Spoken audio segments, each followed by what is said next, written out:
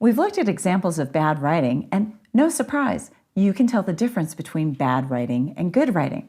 This is good news. You're already on your way to learning how to write. The question becomes, how do we create good writing? Well, you need to understand the principles that really feed into the whole process.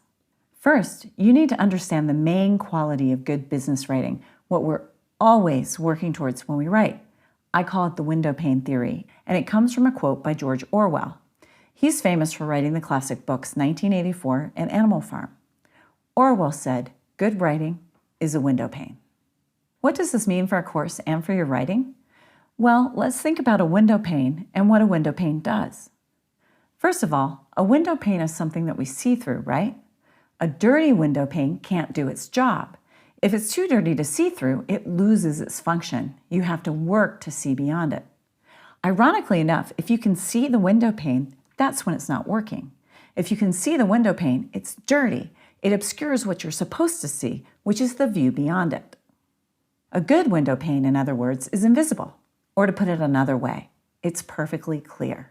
We don't even notice a good, clean windowpane when we're looking at the view. That's exactly what we're working towards when we write a business document. We want our writing, the words and sentences on the page, to virtually disappear for our reader.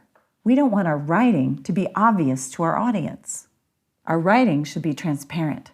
It should be the windowpane that the landscape of our ideas bursts through in all its glory for our readers. This is the #1 principle of good writing, and it's really very simple. Clarity above all.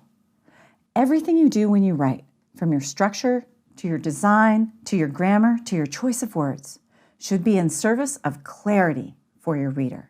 And you know, Quentin, it's exactly the same with graphic design. When we over-design, it clouds our message, and it makes it harder for our audience to understand what it is we're trying to say.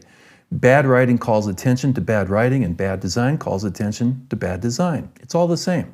You can begin working on the concept of clarity right now. Next time you write an email or memo, look at every sentence and just ask yourself, have I been as clear as possible? Cut extra words, add bullet points for your list to make them easier to read, and start to really craft your writing so that it's clear. You'll find that things start to really fall into place for you as a writer with just this simple principle. In the next video, we'll cover the corollary to clarity above all, which is waste no time.